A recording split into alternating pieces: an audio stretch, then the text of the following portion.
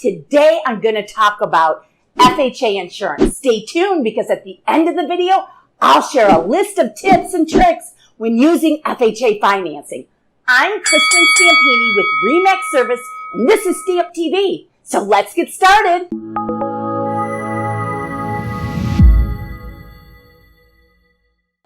Getting a mortgage backed by the Federal Housing Administrative can be a great deal.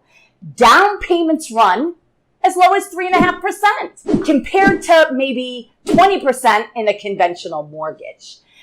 So rates are lower too. You know, the bank knows that FHA will cover its losses if you happen to default on the mortgage. So you will, however, have to take out FHA private mortgage insurance and keep paying on it for quite a while during your payments.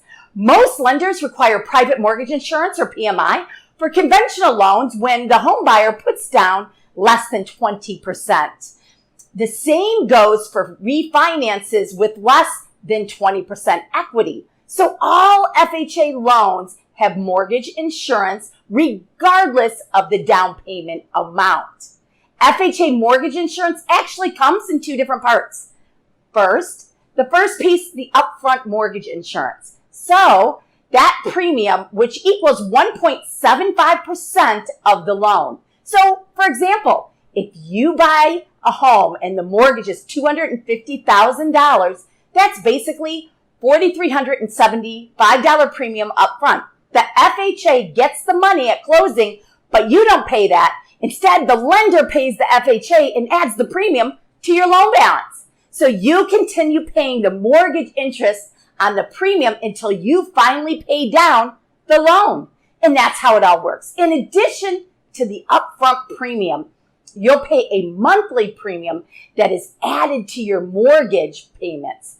This fee varies from basically 0.5% to 1% of the loan amount per year. So depending on the loan amount, the size of the down payment, the term, the number of years that the loan is financed for, that's what is all taken into consideration. So you can pay that premium at closing, you know, if you do have the cash, or you can roll it into the loan amount, which increases your monthly payment by a little bit every single month while you're paying that. Okay. So also FHA insurance versus PMI costs. Which costs less per month? FHA mortgage insurance or private mortgage insurance? The answer depends on your credit score. Basically, FHA monthly mortgage insurance payments are lower for borrowers with credit scores under 720, but monthly payments for PMI are slightly less for borrowers with credit scores of basically 720 to 740, and slightly less for borrowers with credit scores of 740 and higher. So it just really depends on your credit score. So removing mortgage insurance PMI may be canceled after you gain sufficient equity, usually about 20%. It's canceled automatically after your equity reaches 78% of the purchase price. So FHA mortgage insurance can't be canceled if you make a down payment of less than 10%. You get rid of FHA mortgage insurance payments by refinancing the mortgage into a non-FHA loan. When you put 10% or more down on an FHA loan, you pay mortgage insurance premiums for 11 years rather than the life of the loan. And that's really how it works. So getting a mortgage backed by Federal Housing Administrative can be a great deal.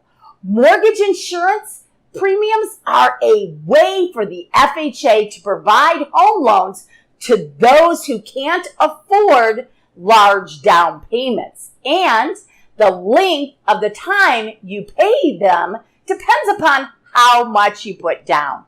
So hopefully with private mortgage insurance, you will be able to get a home.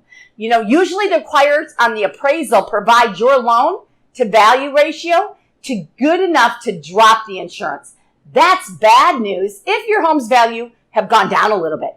With FHA mortgage insurance, there's no appraisal. The FHA uses your original purchase price of the appraised value, and that's how they do it. So whichever is lower as the basis of the cutoff point. So basically, on a $250,000 mortgage, you could cancel your insurance when you'd pay the mortgage down to $195,000.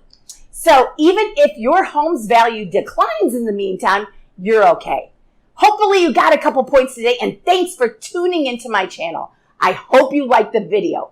If so, basically make sure to put the thumbs up, leave a comment, subscribe to the channel. Also, click on the bell icon so you receive instant notifications weekly when I provide new videos to you every Tuesday. And if you would like an FHA checklist, leave a comment, reach out to me, and I would be glad to provide that to you. Thanks, and have a great day, everybody.